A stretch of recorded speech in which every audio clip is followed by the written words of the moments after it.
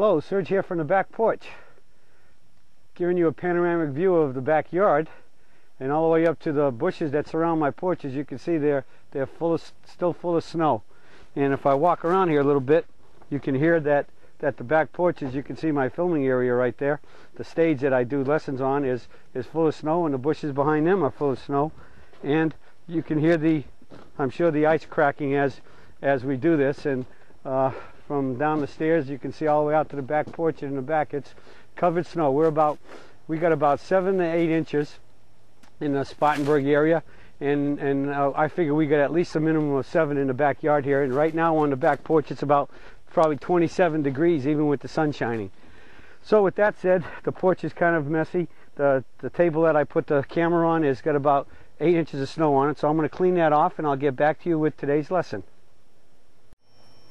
Hello, Serge here from the back porch, the snowy back porch.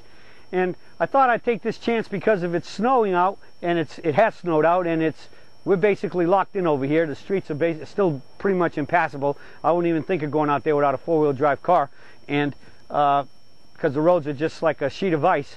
And hopefully it might thaw out a little bit because the sun is shining, and maybe we'll be able to go someplace this afternoon. But this is now day 3 since the snow started, and came down and hit us with about 7 inches. So I've been stuck in the house. So what do? Well, you got to make the best of time. I'm doing a lot of writing about some golf things we're talking about and wanting to do on the website, our new site, swingsurgeon.com. But I'm also trying to stay fit. And the first thing that happens, and I got the clipboard, but it's not for answering questions today. It's have my list to make sure I cover everything I want to discuss with you. Number 1.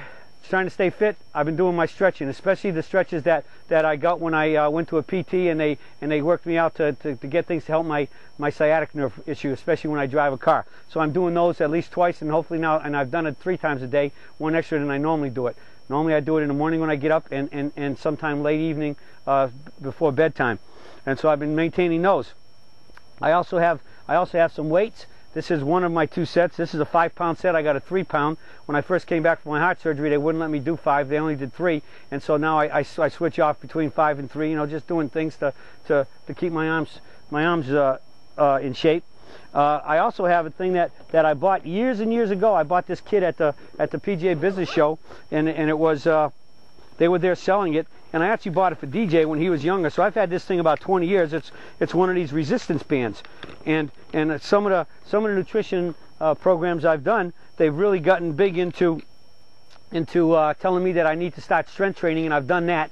I'm in a strength training program, but again, I'm snowed in, so I can't get to the gym and work with my trainer. But I have this. This is a type of one. In this case, this has the thing we put in the door so I can stretch, with it held in the door and do all the stretches that my trainer's teaching me at the gym. And then I got the one with I can exchange this out and have 2 clamps on each side, so I can pull up with both hands. Whoops, got to get the foot under it. I can pull up with both hands. So I've been using these. Another thing I got this idea from DJ. I don't know where he got it, but he's got a really big one, a big black one, about from the ground up would be about this big, but they create resistance. You just keep these things going, and you can get them in all different positions, and and really just keep it going. And this set came with 2, so I can do 2 at the same time. But I'm thinking about getting a bigger one because this one works pretty good, but it really is got a lot more energy and force and I guess going to have more resistance when I do it. It's called a cardio blade, and so those things work. I also have been working out on my elliptical. I've been doing my 30-minute routine on it, and changing the routine around and working up a really good sweat on my elliptical. So I'm maintaining my fitness, and naturally, the thing is, if you're stuck indoors, especially if you knew the storm was coming and you went out and you bought a lot of food and everything else, the answer is not to just eat it all. Especially not the things that aren't good for you, like potato chips and pretzels and dips that have a lot of calories in them or whatever. And I've stayed away from that. I've been eating my fruits and vegetables and maintaining myself. And I weighed myself this morning before I came down here, and I actually have lost a pound in the last 3 days.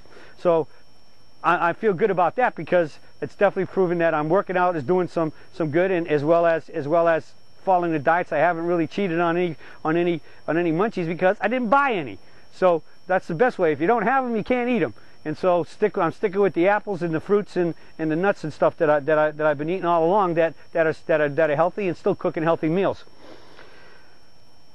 The other good thing is is that at this time of the year, if you have a room or a space where you can swing a golf club, swing the golf club. And if you definitely have a big enough garage, tall enough, or a base or whatever where you can actually hit into a net, that's even better.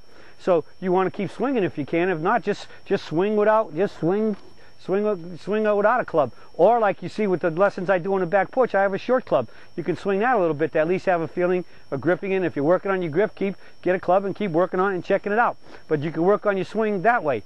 And I guess, last but not least, think about your golf swing. Think about your golf game. So sit down in a chair, close your eyes, mentally visualize your swing, what it looks like and what it feels like in your mind. You can stand here like on the back porch here. There's a door back there. I can actually see my shadow in it right now. So if you got a window or a mirror, big enough mirror in your house, you can swing and look at your picture, your image, and see what it looks like. That's a great way to build a picture of what your swing looks like. All right, and naturally again here, the sun is now directly over my shoulder here. I could stand here and swing and watch my shadow. That's your best buddy. Why is he your best buddy? Because you can see it instantly, and it only shows you what you're doing. It never lies. Whatever you see that shadow doing is what you're doing, and it's instant feedback, so it's even better than videos.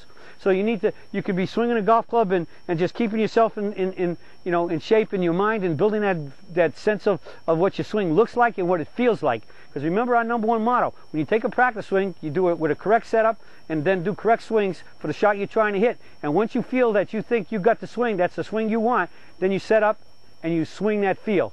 So feel the swing in a practice swing, then set up and swing the feel when you hit it.